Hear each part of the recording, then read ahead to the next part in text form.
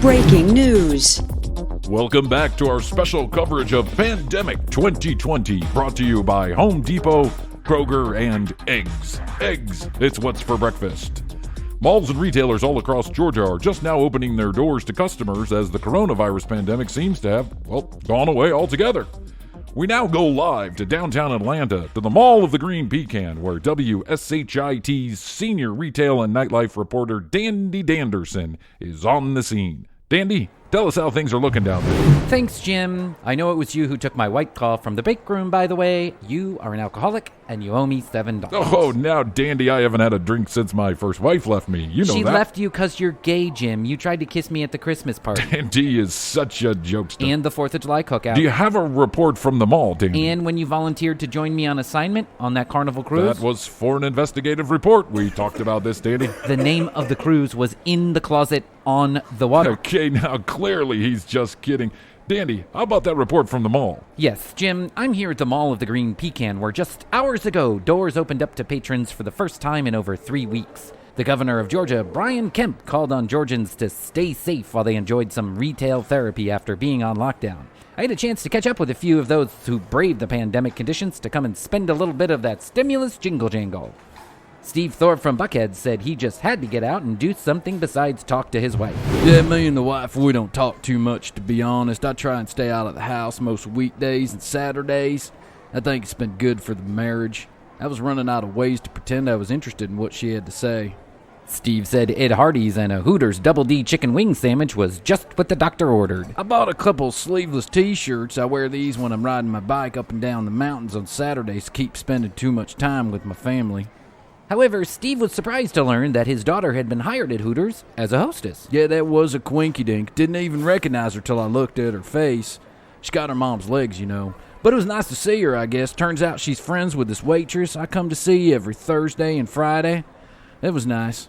I'm hoping they come by the house a bit more. I told them the Bud Light Lime is for your mommy, but you could have anything else you could find. This reporter found Steve to be one of the more intelligent characters we met this afternoon, and that's saying a lot. Marissa Sutcliffe was out enjoying the sights and sounds this afternoon as her sorority had canceled all functions through the end of the school year. We caught up with her at the Abercrombie & Fitch. Oh my God, I am so glad they're opening the mall. I don't understand what the big deal is. I mean, we can be aware of the socially distant and make sure they're protecting themselves with the PSP masks and gloves and stuff. We just keep the old people in the old people's homes and anyone over 40 can stay home and work from their phones. Marissa clearly had a grasp on the serious issues at hand with a mind towards safety. I hear Tom Gates, the founder of PowerPoint, is finding a cure, and we're all going to be wearing a microskirt to tell you who has the Rona. And my dad told me that only liberals get the virus. So I'm not too worried. I just want to make sure old people don't get it. This is the guy I'm dating, Davin. He is 36, and he's in the high-risk category because he's nearsighted.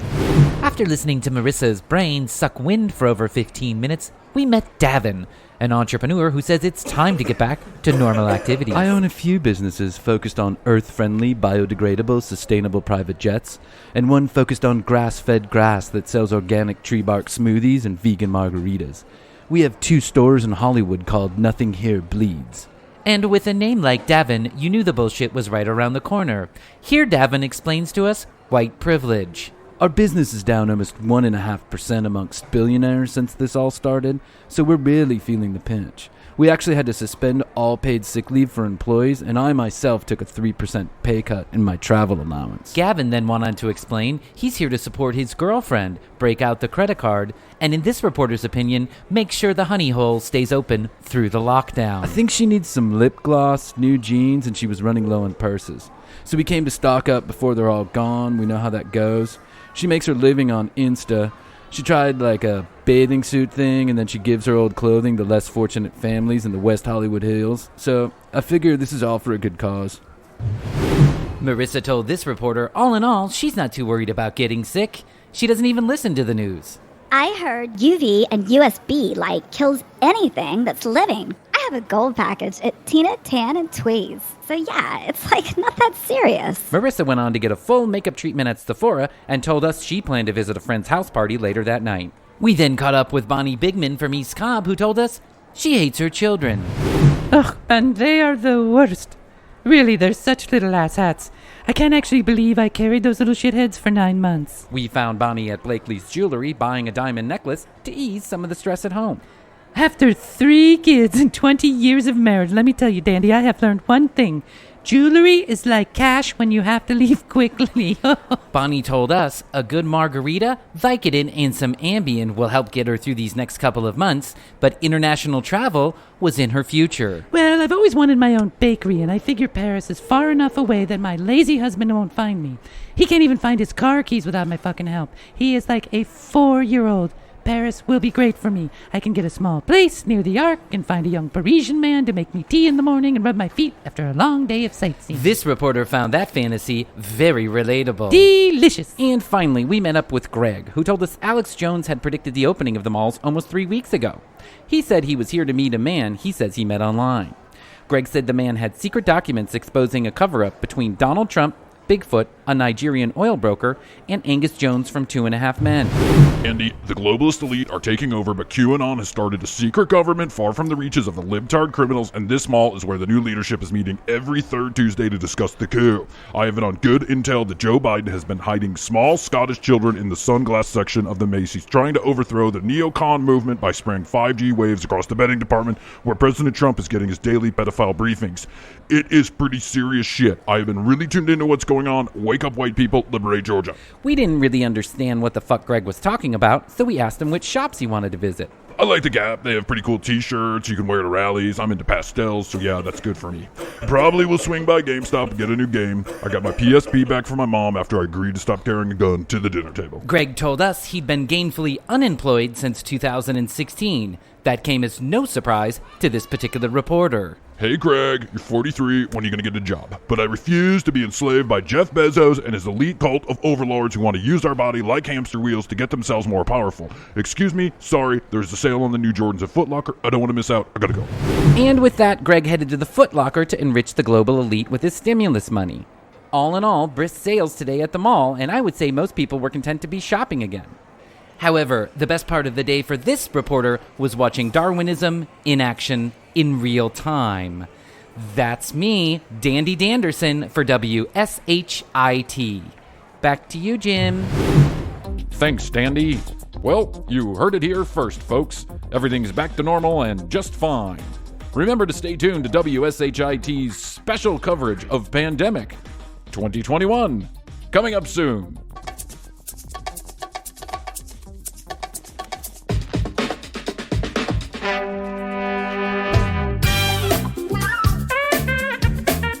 In early 2020, the world shut down. Stores, restaurants, schools, and whole communities shut their doors in an effort to protect human life.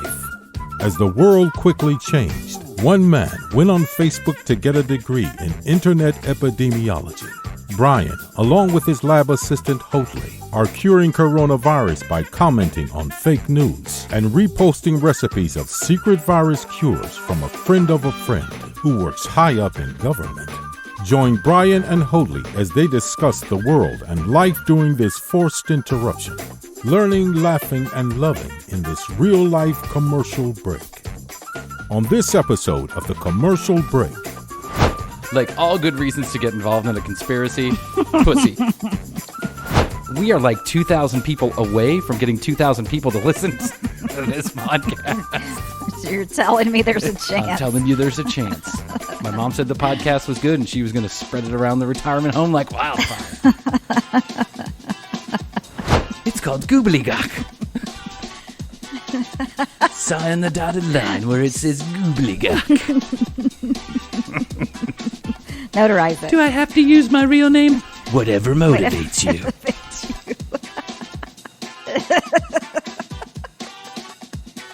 the next episode of The Commercial Break starts now.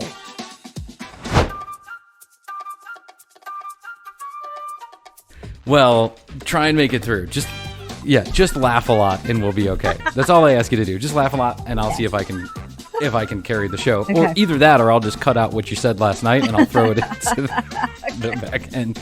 That's the beauty of podcasting. Yes. And by the way, we have a brand new website, tcbpodcast.com. TCB Podcast. That's not taking care of business. That is the commercial break. Podcast.com. You can go there to check out all the latest episodes. You can leave us comments and questions. I told our designer, which happens to be my wife, that you probably should not turn on comments because that's just going to end up being a fucking cesspool of bullshit. But she insisted that we turn on comments, so now we have the ability to comment. You can email us there. We'll take your questions. We'll take your comments. You'll take your concerns and shove them up your ass. Maybe.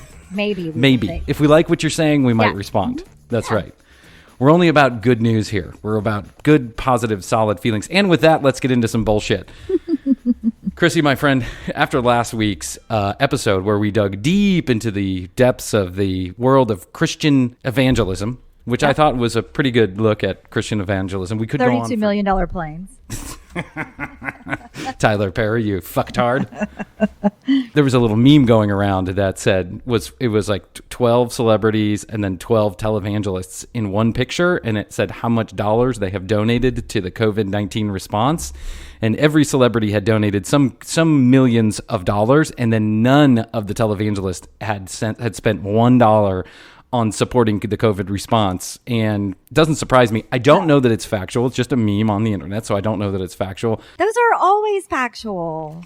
I believe everything I see on the internet. I am glad you're already suspending facts as a way to legitimize an argument tonight, because we have a good one for you, my friend Hoadley. I am going to dig into flat earthers. Ooh. Yeah. There are people that live on this earth that still believe that this earth is flat, right? That the earth is flat, that there's four corners to it, or that it's rounded. It depends on which you are. They call it the firmament, or I think that's what they call it, is the firmament. And that we're in a big glass bubble, essentially. It's just like a big saucer, and then there's like, it's like a cake. It's a serving tray, essentially, is what it is. And it's held in by the ice wall, otherwise known as Antarctica. I'm going to say it right tonight. Antarctica. And the other one, the South Pole, too. The North Pole and the South Pole, essentially, are the edges, and what we are seeing is not a rounded Earth. What we're looking at is essentially a flat Earth. Now, flat Earth has been around for thousands of years, as a matter of fact. The original idea. That's right. It's the original scientific concept is that we can keep on walking forever. And if you were born, if you had the unfortunate circumstance of being born before 1000 BC, then the prevalent thought is that the Earth is flat because, of course, you could only go as far as you could walk, and that might be 10 miles, right? So yes. It was a safe assumption that the world was flat. Along come these couple of guys named Aristotle and, Copernicus, and they do a couple of rudimentary type of experiments, but they figure out by measuring points on the Earth and then points in the stars that the Earth is in fact spinning around the sun, and that this Earth is circular and that it's turning every 24 hours is what they come up with. And this is pretty early on. It's even before Jesus Christ. And one of the tests that they do that I think is pretty simple to figure out. This to me is like, this is it, right? If you look, this is the thing that I can do at home. And when I do this at home, it's pretty easy for me to tell that the Earth is in fact round. I look at the fucking moon. And when the moon is a quarter of a moon, the shadow of the Earth is rounded. It's not a corner. Yes. There's no flat edges. Right. That's a do-at-home test. That's a DIY test right there. You're fucking Copernicus yourself. But don't let facts or science get in the way of a good conspiracy, my friend, because these flat earthers have taken lots of time and lots of effort to scoot around all of the science to make sure that they live in some alternate universe where flat earth exists. My opinion is that in general, flat earthers are kind of harmless. They just like everybody else that belongs to a religion or likes a team or wants to be part of a group or, is a hippie or whatever the fuck, right? They're just harmless. They just want to be with other people and be accepted in a group. And they have, by and large, found their home. And that is, unfortunately, people that haven't gone to third grade for science. They missed that grade. Yeah, they missed that particular episode of science. But by and large, I think it's just kind of a harmless conspiracy theory that you hang on to. And of course, it's like alcohol and drugs. If it ruins your life, then maybe you should stop it. But by and large, I think majority of these people are probably good, well-intentioned human beings who just like to go to flat Earth conferences and, noodle around with other flat Earth people. Do they Let's call them the Rascall. Do they have flat Earth rehab? Do they have flat Earth what? Rehab. Oh, they've got to. You know that they do. I was reading a statistic today that people who I'll read you a couple of statistics. There was a survey done in 2018, and they asked, 13,000 people that lived in the United States of America, 13,000 responses that they considered legitimate responses if they believed in a number of conspiracies. JFK, 9/11, is Obama a Nigerian oil trader, all this other crazy the bullshit. moon landing. The moon landing, on and on and on we go. And 80% of respondents had some belief in some conspiratorial type thought, some theory, right? 2.3% of these people responded that they believe that the Earth is flat. Now, it seems like a relatively small number, right? Mm-hmm. If you play that out across all American adults, it's something like 6.5 million people that still believe that the Earth is flat. Not still believe, they are believing that the Earth is flat. Wow. I find that number to be incredibly large. Like 6.5 million people, you're in the room with a flat earther somewhere, right? But they're all coming out of the closet lately, and I believe that there's a couple reasons why. And this is why I think where conspiracy theorists and these type of groups get in some trouble. There's this certain element, this extremism that jumps in there, and it hijacks an otherwise kind of harmless idea, right? There's a couple of guys sitting in their basement noodling around. Hey, I think the Earth is flat and it's held up by the mountains. And I think there's a glass ceiling above us and we could probably shoot bottle rockets and hit the top. And then comes some extremism in there, and they latch their extremist views onto this as a kind of a counterculture, as a way to get people riled up. And so over the last couple of years, YouTube, Alex Jones, a lot of these conspiratorial guys have really gotten the flat earthers, and they've taken them, and now they are kind of the extreme face of the flat earth society. And there's a lot of anti-Semites in the group. I don't understand why the poor fucking Jews always get pissed on. It's like, haven't these guys had enough? Haven't they suffered enough? It's the extremism that really bothers me, and that's why I think we need to take a good, hard Bryan Green and Chrissy Hoadley look at flat earth. Okay, let's do it. I have dug deep into the internet, and I have done at least 4 days of research to get to the bottom of what was going on, because it's not hard to figure out. So, like any good conspiracy, you need a good face of the conspiracy. You need a nice, affable human being out there, telling your story and getting on the news. And, they don't sit KKK members down with Katie Couric for a long interview, right? No. So we have a great sergeant in arms for this one. His name is Mark Sargent. Mark Sargent is a guy who about 5 years ago started doing YouTube videos. He claims that he did the YouTube videos and he was keeping the YouTube videos private. He didn't want any attention and he didn't want to be famous. This just happened upon him. He started making these YouTube videos kind of spelling out his exploration into flat Earth. Now, that's all well, fine, and good. Mark pretends like he thinks the Earth is flat. I actually have watched a lot of Mark out there, and I don't think Mark believes any of this bullshit. No, it's like Alex Jones or the televangelist. They don't believe the bullshit they're peddling. They just happen to be famous because of it, and now that they're famous, why stop the train, right? They got to making some money. Keep the charade going. That's right. I got some tail. I'm having fun. And he spells it out in one interview. I really think we get to the bottom of actually why Mark is now on the flat earth train. Let's get into one of the rules that flat earthers have, this flat earth society has for themselves, and why that rule does not pertain, it pertains to Mark, but why I believe Mark is involved in flat earth. Once you become a flat earther, you can only date other flat earthers. Yeah. Is that a thing? There's flat earth dating apps. There's a whole flat earth social thing happening out there. Yeah, because the paradigm is so huge. Have you been on that app? No, I haven't. but I didn't have to either, because... Oh, of course not. Well, no, well, yeah. No, because, well, seriously, I'm just not kidding you. When I would show up at conferences, I would run into people, some wonderful women over the last 4 years. They would be like, oh, yeah, I'm into this. Want to know more about you, and we started doing stuff. Like all good reasons to get involved in a conspiracy, pussy. That's right. Like any good conspiracy-minded male, pussy is the reason that we get involved in these. They have an app, Hoadley, for people who want to get together with other flat earthers. I can imagine why you can't date somebody who's not a flat earther, that's because no one in their fucking right mind would date someone who actually believed that the earth was flat. Correct. Have you been on our new dating app? It's like Bumble. It's for flat earthers. It's called Dumble. Dumbledore. I would imagine the ratio of men to women on Dumble is pretty high. Pretty high.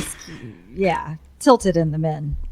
I'm curious, because now I've watched a lot of footage on these conferences. I'm curious as to as to how many of these guys actually get laid from the conferences. I don't see a lot of, I mean, I'm not trying to be a sexist pig or anything, but I don't see a lot of hot chicks walking around the Flat Earth Conference. Do they have the Flat Earth conferences like at the end of the Earth? They should. They should. You can't get to the end of the Earth because they're protecting it only. Don't. You know the rules. Don't throw facts in there. What the fuck?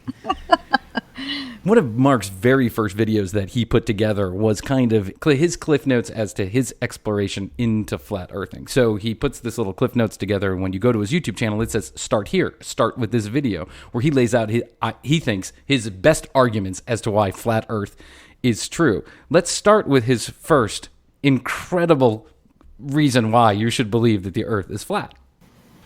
For the first 4,000 years of our civilization, we believe that the earth was a flattish disk surrounded by a solid dome barrier called the firmament. So, Mark, let's get this straight. I've heard of fermenting. I love wine. Yeah. Fermenting? Oh, that's the process upon which wine. Yeah, sugar turns into alcohol, right? Yes. It's called fermenting. But I haven't heard of fermenting. Fermenting is the process of your brain turning to shit when you're watching flat Earth videos. But I want to get right. But I want to get this straight, Mark, my buddy. I'm going to call you Mark because we're friends now because I've watched a lot of your videos. For the first 4,000 years, prehistoric man was running around clapping two rocks together, hoping fire came out of it. They didn't wipe their asses. They made houses from rhino dung, and they sacrificed children to keep thunderstorms at bay. But you believe that these are the scientists that we should be believing in, is prehistoric man. We should go back. Go back to that. Because, no significant scientific developments have happened between here and there, Hoadley. Heirloom theories. Heirloom theories. Like the tomato? Interesting. Mm-hmm. I'm going to look into heirloom. Yeah. Heirloom tomato. Taking it back. We're going to start our own set of conspiracy theories, and we're going to call them heirloom theories. The Egyptians actually thought that the mountains held up the glass ceiling, right? They held up the sky and that there was an edge to it. Mark forgets about Einstein and all these guys and girls who have come along and made all of these wonderful additions to science, including the people who built the internet that Mark is currently famous for. These are some of the same geniuses that on a daily basis don't have to think about whether or not the earth is round or flat. But don't let facts get in the way of a good conspiracy. Mark is a roundineer, which is like an engineer for round. A roundineer. Let's find out. Let's learn a little bit more about what happened when modern man found out that the earth was flat. Planes were invented around 1900, but until 1957, nothing could go high enough to give a true perspective of where we lived. And that's when everything got strange. The United States and Russia both sent up rockets high enough to take decent pictures, and what they saw scared them a great deal. How do we know they were extremely concerned about the sky? Because the US and Russia immediately started firing nuclear weapons straight up, and they kept firing for the next 4 years. Okay, comrade. They did? Comrade Ruski. We find a big shiny glass ceiling in the sky. I think we throw a big boom boom, and we scare a man behind glass. Yes, Mark. A big boom boom in the sky make a man go away. Yes, Mark. But he never gets to why. Why were they scared? What were they scared of? And why didn't they tell the truth? And what does nuclear bombs have to do with the price of tea in China? Why are you throwing nuclear bombs at the sky?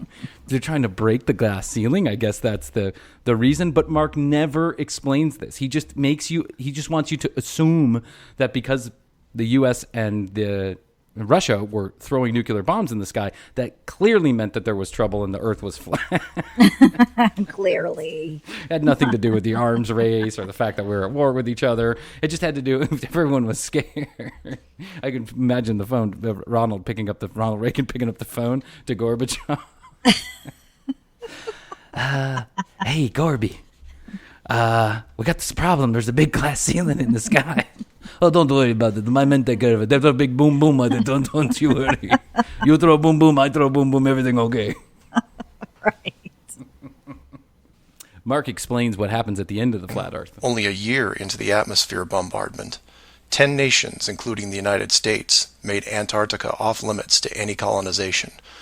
A treaty was put in place and to this day remains intact. Over 50 nations now have signed off on this treaty. Do you know any treaty that has lasted that long between all industrialized nations?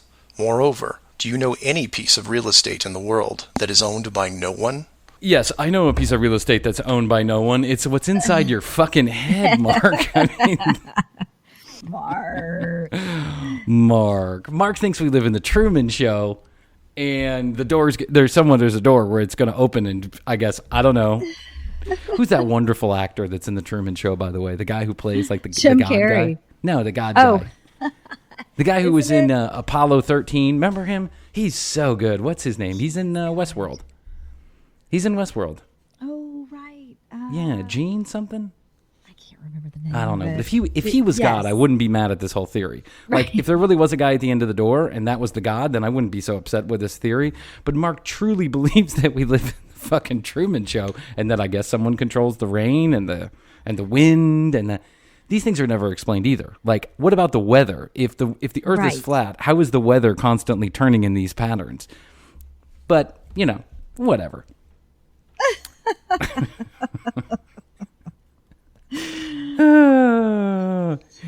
Let's find out what the first explorers did once they found out about the firmament. The firmament? The firmament. It's one thing to be told of the giant impenetrable dome, but it's a whole different animal when you finally stand right next to it. Then the tough decisions have to be made. Do we keep the secret? And how far are we willing to go to keep the status quo? It all goes back to penetration. That's all Mark's thinking about. He's got that good pussy.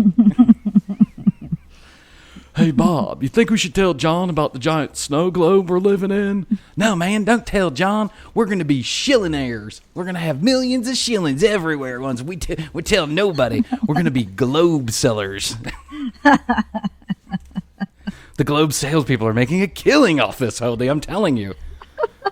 It's the Jewish globe sellers that are making a killing off this. No explanation why. No explanation why once they get the secret in their hands, why they have to keep it such a big secret. I don't understand. Why would you have to keep it a secret? Couldn't you just tell everybody and let them know? No, because because then Mark's not getting laid. So correct. Mark goes on to explain that, like every good American conspiracy theory, NASA's involved. And that couldn't be more true. Establishing NASA as the frontrunner of space exploration also diverted people who would have otherwise created their own space companies for profit. The best engineers, technicians, and pilots were recruited to the NASA space program. Once there, they were compartmentalized on a need-to-know basis. The astronauts know of the deception and are sworn to secrecy under the penalty of whatever motivates them. Under the penalty of whatever motivates them does not sound very scary to me. Okay, you listen up, you bunch of... That's clear legal speak, Brian. Listen, that's in every contract I've ever signed. In all 12 years that I've been a lawyer on the internet, I have learned a few things. I am like the Perry Mason of Facebook, and I'm going to tell you that right there, it's like it's legal jargon you can take to the judge, for sure. Under the penalty of whatever motivates you, you will not say a word. Sign this contract. It's called the whatever you think contract. However you want to operate contract. It's called goobledygook. Sign the dotted line where it says goobledygook. Do I have to use my real name? Whatever motivates you. Will I be sued if I break this contract? I don't know. What motivates you? Right. I hereby declare on this, the 3rd day of December, that I have found something that motivates me. By the penalty of law, you shall stick to whatever motivates you. The bullshit's flying now, Mark. Why stop? You're on a roll, buddy. But what would happen? Mark says the space race is all made up. There was never any rockets in the sky. There was never any shuttles. Poor Challenger people, they probably hit the top of the ceiling. That's what happened to them, right? That's exactly what happened. Listen to Mark's theory. Sector spacecraft are just not going to be allowed for several reasons. The most obvious is the collision with the dome itself. Makes sense. I think he's onto something here. Clearly, we're going to hit the dome. That's what happened to the Challenger. Do you remember that guy who went up in the balloon for Red Bull a couple of years ago? Yep. Hit the dome, flew back down. That's what happened. All coming these together poor now. bastards have died in vain. Here's the reality. If everyone's going to cover this up, we all have to have just a few rules, right? If there's millions and millions of people involved in this cover-up, then there's got to be a few rules. One of those rules is never show the tip. After over 50 years and thousands of hours of space travel footage, both by NASA and other countries, there is no exterior shot where the astronaut completes the simple act of panning the camera 180 degrees, let alone a full 360-degree sweep. They have a similar rule on Dumble, which is never show your balls in a shaft picture. In a dick pic. That's right. Never show the tip. It's always just a shaft. You got to get close up. Make sure you put something next to it so you can see the size. Never goes 360 degrees around the balls. A panorama nut shot. Doesn't happen. On a side note, how many unrequested dick pics have you ever received in your entire life? Estimate. A few. A few? Like 100? Are we talking like 100? No, or are we just like 3? I'm going to go with maybe 3 to 5. None of those were me, right? No. Okay, let's get back with the show. I just wanted to make sure. There's a few nights I can't remember there. I'm just making sure.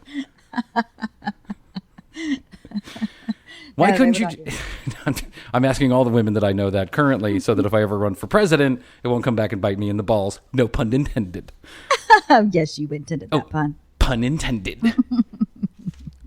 Now, Mark, why can't you just fly around the world and check and see if the Earth is round, right? That seems like we could get to the bottom of this pretty fucking quickly. We go in a big zoom. We go fly around and we see if the Earth is round or the Earth is flat. Well, Mark's done a little investigating. Years and years of investigating, in fact, on Travelocity. Line for pictures of the Earth from space. 95% of what you will see is a collection of artificial composite shots. In 2000, when I did this search, there was exactly one picture by NASA showing the bottom part of Africa and Antarctica. Now that picture is hidden within hundreds of simulated images.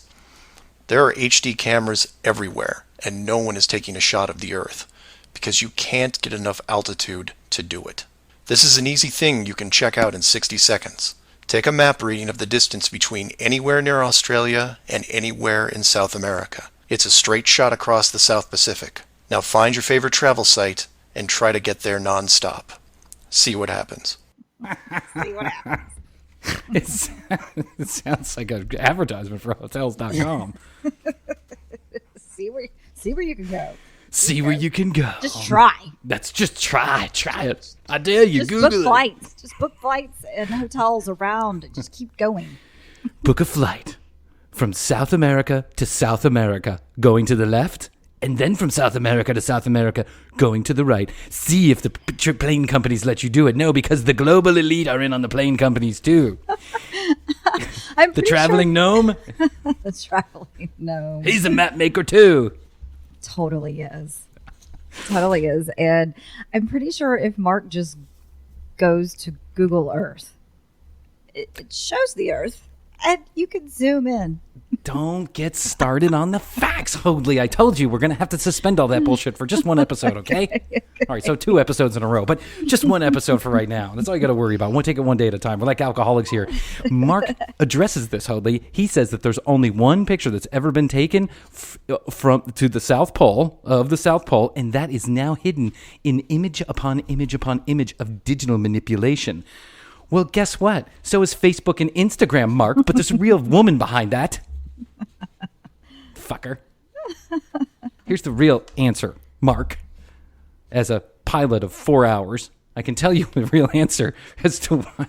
As all 4 of my accredited pilot hours tell me, there's a reason why you can't fly from South America to Australia, and it has nothing to do with the roundness or the flatness of the Earth. It has to do with the 747, which is the most popular long-haul commercial airliner that you fly on almost every time you go across the ocean or in a long haul across the country.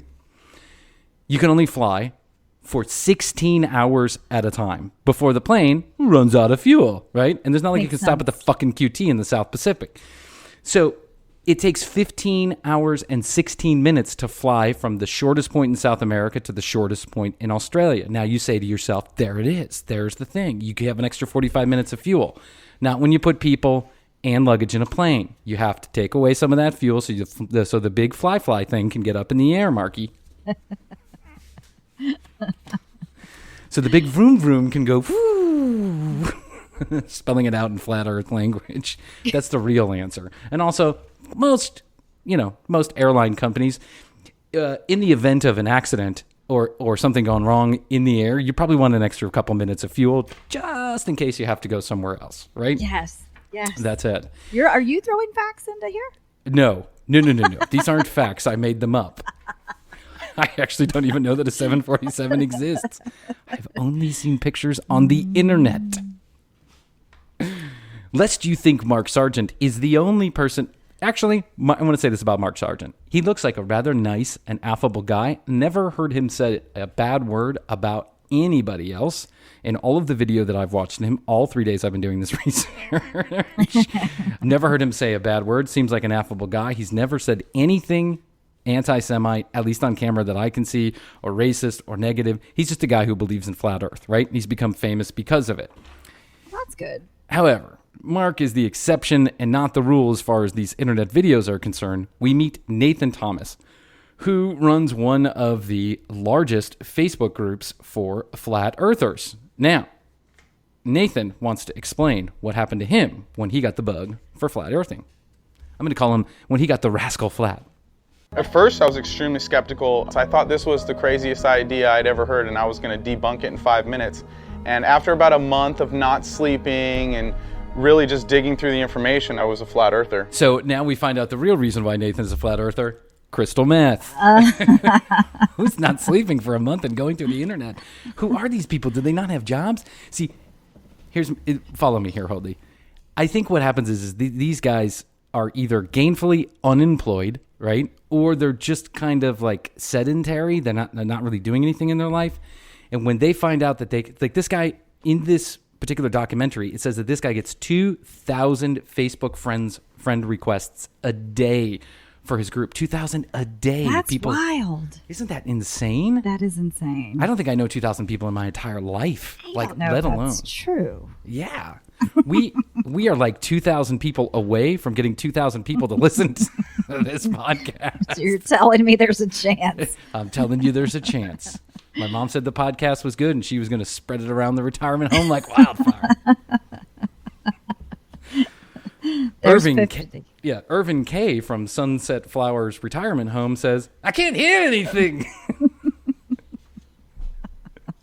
That's the review we have on Apple. I just shit myself. Fantastic.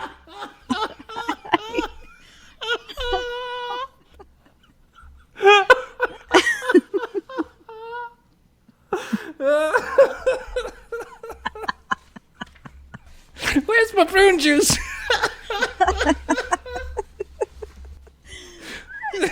Please put that on our website. Idiot on the TV. He's not on the TV. It's a podcast. It's a what? It's a podcast. Oh my God, I don't know why that was so funny to me. This is fantastic. I can't hear anything. Oh. Nathan's been up all night thinking about flat earthers. Nathan goes out on the street to evangelize his flat earth philosophy, and he tells some folks on the street which scientists he's listening to. Everyone's coming out about all the celebrities, Shaq, Tila Tequila, B.O.B., Kyrie Irving. They're all talking about it. And They all are talking about it. So the flat earthers are taking their advice from the senior scientist at the University of Fucktard, Tila Tequila. I perked right up when I heard that. I know. Tila Tequila. Well-known celebrity. Scientist. From both her sex tape and her recent appearance at the Juggalo conference. Where she gave a... Oh, I'm sorry. I'm just still laughing about the whole thing. Right out the Juggalo conference where she gave a hour-long lecture on gravity. Using her fake boobs as an example. Tila Tequila, it's like, come on, man. Really? That's not helping the cause. Yeah, no. This whole influencer culture is just a whole bag full of rhino shit. Does Shaq really think that? Shaq really thinks that. I don't know if Shaq really thinks that. Shaq really said he thinks that, right? Here's the thing. I don't think a lot of these people really think it. I think it's a way to get attention and it's a way to cause controversy. Shaq is like a multi-millionaire. He owns hundreds of businesses. And guys DJs. Don't get that way being dumb. Right? I think he jumped on the bandwagon to cause a little controversy and stir it up. However, I do think that Tila Tequila might have some rocks in her head. I mean, and that it's possible that she believes it. So here we get into kind of the shady part of flat earthers. This is where we start to get into the extremism conspiratorial view of flat earthers. This is what I was talking about. Extremists taking over a rather benign conspiracy theory, probably all in good fun, but it's all in good fun until we start blaming other groups for it. Here we go. it wasn't devised by men. It was devised by the devil who wants to deceive everyone. But NASA tells you that stars are billions of light years away. NASA in Hebrew means to deceive. Now, who speaks Hebrew? There's your answer right there. So you asked me who was behind it, and I think it's pretty obvious once you do the research. Okay. I had so much to unpack here. Obviously. Yeah, obviously. Clearly, it's the Jewish people that have something to do. Okay, first of all, let me unpack this for a second. NASA in Hebrew does not mean to deceive. It means to lift. And NASA in Hebrew was not why the word NASA was started, right? I mean, it's the National Aeronautic and Space Association. That's what it's named after. It's not some secret code word for to deceive. And if it was some secret code word for to deceive, they should pick another word because it doesn't mean for to deceive. But hey, who cares about facts when you have 30,000 fake followers on Twitter? Here we go again. Yeah, and 2,000 a day trying to get into your group. Yeah, trying to get into your group. And these are the beliefs that you're putting out there on national television, right? Here we go again. It's neo-Nazi in sheep's clothing. I hate this veiled Jew hating. It drives me up a wall, Hoadley. I don't understand it. I don't understand why we blame the Jews for so much. My dick is too small. I can't date IG models. I don't like me. I hate working at McDonald's. I blame the Jews. Fucking drives me crazy that these guys can talk this freely about this on national television, right? I remember a time, maybe not too long ago, maybe like 10 or 15 years ago, when you would have never said this out of some moral fabric in society where you just didn't talk about that shit because you didn't want to hurt other people's feelings, or you didn't want to look like an asshat because no one else thought like you did. And now you know that there are plenty of people out there who think like you did. And a lot of them newly baptized into this bullshit by the extremism that has come out. And I hate it. Yeah, and so now, sad. Don't you think so? Yeah. Aren't we a little too old for this bullshit? As a society, aren't we a little too old to be hating on people for their religion, for the color of their skin, for the way that they look, for the things that they, for the things that they believe and gods that they pray to, whatever it is? Yes. Aren't we a little too old for this bullshit? Yes, but now keep to yourself. Treat others with kindness and love. Right? I mean, that's my opinion. You can think whatever you want to, right? But don't say it on national television, and then don't aggravate a group of other people to believe in the same bullshit, because this Nathan guy is far from the only guy who went on national television or video to say this. Yeah, I don't think they went to class. I don't think there was a class to be missed. Wait, you don't think Nathan was top of the class? You don't think he graduated summa cum laude or some bullshit at some school? No. I think he was supposed to be homeschooled, but they never got around to it. He was supposed to be. He was supposed to be.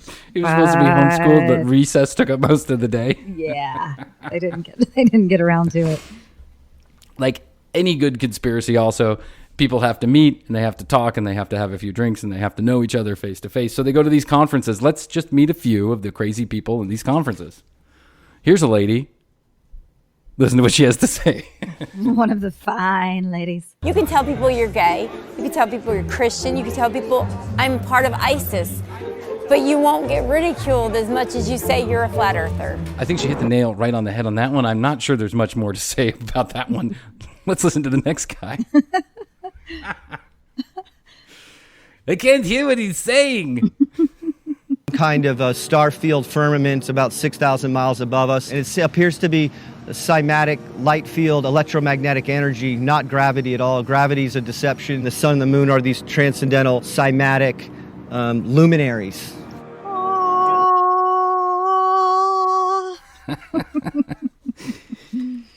Were you speaking French? No, man. That's English.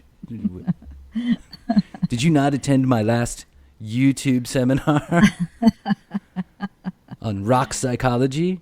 What's rock psychology? It's the psychology of rocks. If you really get in tune with the earth and understand what the rocks are feeling, then you'll know more about life, the way that women think. Oh, you're getting your advice from a rock?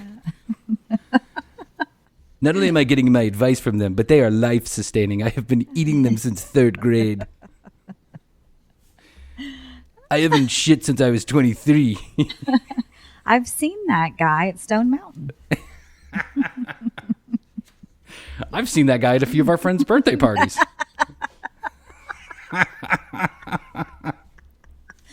Yes. Why don't you come in the sweaty trailer?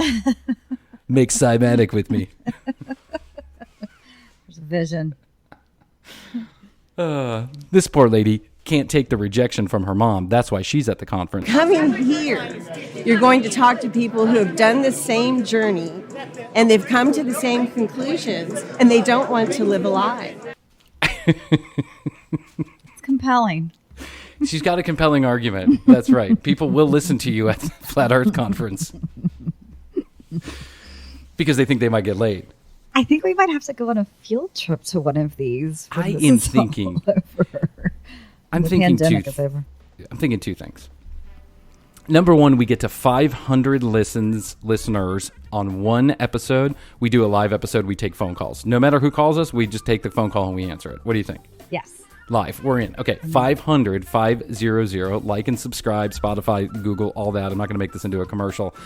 But if you subscribe, it's good for us. If you listen to every episode, it's good for us. If you go to our website, all that other stuff, you know how to do it. I don't need to tell you like some robot on every other YouTube and podcast. You can please listen to us. Please go and like and drop nice little comments about our stuff. So 500 listeners, we'll do a live event in an evening.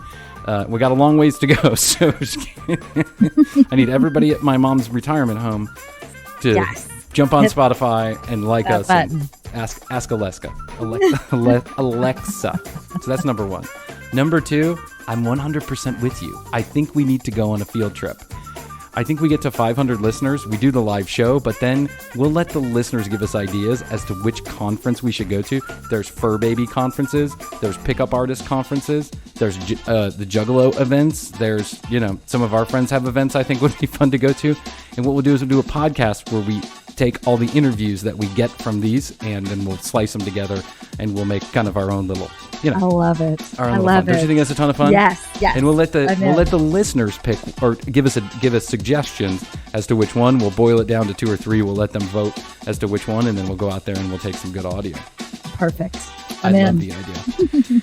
So, listen, Hoadley, there's plenty more where this came from, but unfortunately, we only have so much time on this particular podcast. So we'll get back to Flat Earth someday. I'm sure there's a few topics we're going to come back around to. I know televangelism is one of them, and I imagine Flat Earth is one of them. And I invite anybody who is truly Flat Earth, who really believes in this bullshit, you're welcome to come on the show and join us, and we'd love to have a frank discussion with you.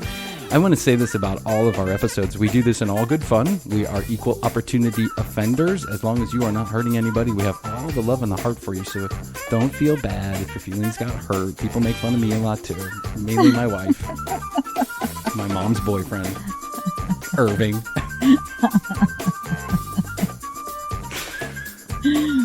Go to Facebook and Instagram and like us. Drop your questions, comments, and concerns. We'll answer them. We'll try and answer them during the show.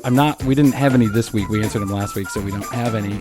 Chrissy Hoadley, I love you, my friend. Thank you for coming on. You, Brian. And for doing this again for the second week in a row. We had audio troubles. We had to go back. We had to redo a little bit of the show. I want to leave you with this fact, right? I want to give you an opportunity to hear from somebody who actually knows what they're talking about. You know Neil deGrasse Tyson? You know that guy? I love him. Yes. He answers flat earthers Star and probably Talk. Star Talk. Is that his podcast? Is that what it's called? Star Talk? I'm going to have to check that out. He answers flat earthers in probably about the best way that I know how. Let's take a listen. So tell me, Neil, is the Earth flat? We have video from space of the rotating spherical Earth. The Earth is round. Drop the mic. That is it. Boom. I love you. We're going to get through this. I love you too. We're going to get through this. I'm going to say that at the end of every show until we're eventually through this. Take care, my friend. We'll see you next time on the commercial break. Sounds great. Peace. Find us and follow us on Facebook and Instagram at The Commercial Break. New episodes drop every Wednesday. We can be found on Spotify, iHeartMedia, Apple, Google, and all major podcast providers. The Commercial Break is a great middleweight production. Written and produced by Brian Green. Co-hosted by Chrissy Hoadley.